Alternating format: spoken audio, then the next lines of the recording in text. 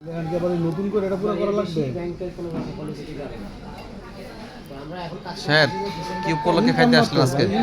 আজকে আমাদের সবার প্রিয় মিজান ভাইয়ের ফিজিক্যাল ভেরিফিকেশন, ওই যে উপরে লেখা থাকে না ওইটা। মোটামুটি একটা বড়বাইদের সাথে গ্যাদারিং হয়ে গেল, ভালো লাগতেছে এই সময়টা, অনেক কথা শোনা। এটা কি লেখা কি সহজ হবে না, এটা তো কত সময় লাগে। মিজানের জন্য শুভকামনা। আপনি এখানে নাইটা ওয়াশিং ভাই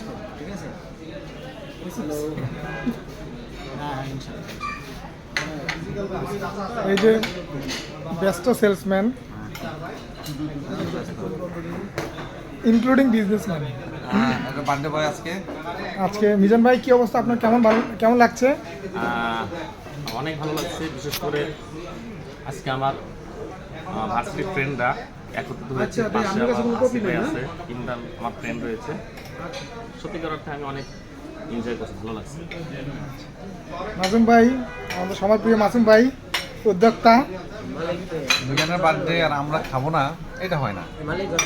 তো চিন্তা করলাম যে আজকেই এই কাজটা শেষ করে ফেলি। চলে আসলাম কাচ্চি বেতে, আমার খুব ফেভারিট কাচ্চি, ভূষণ কাচ্চি বেটা। খাবারটা অনেক ভালো হয়। আচ্ছা, তো এই জন্য বন্ধু বান্ধব সবাই চলে আসলাম, সাথে সাহেব, সাথে হাসিন, হ্যাঁ আমার সব পার্টনার, হ্যাঁ সব জায়গায় ওরা থাকে। তো আজকে তেমনটা হয়েছে।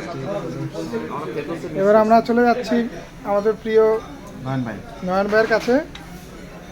নয়ন ভাই, কিছু অভিব্যক্তি বলেন না। প্রিয় বন্ধু মিজানের 36তম জন্মদিনে 42 বয়স কম বলে তো মিজানের 36তম জন্মদিনে আমাদের বন্ধু মহলের পক্ষ থেকে এক রাশ বুক ভরা ভালোবাসা।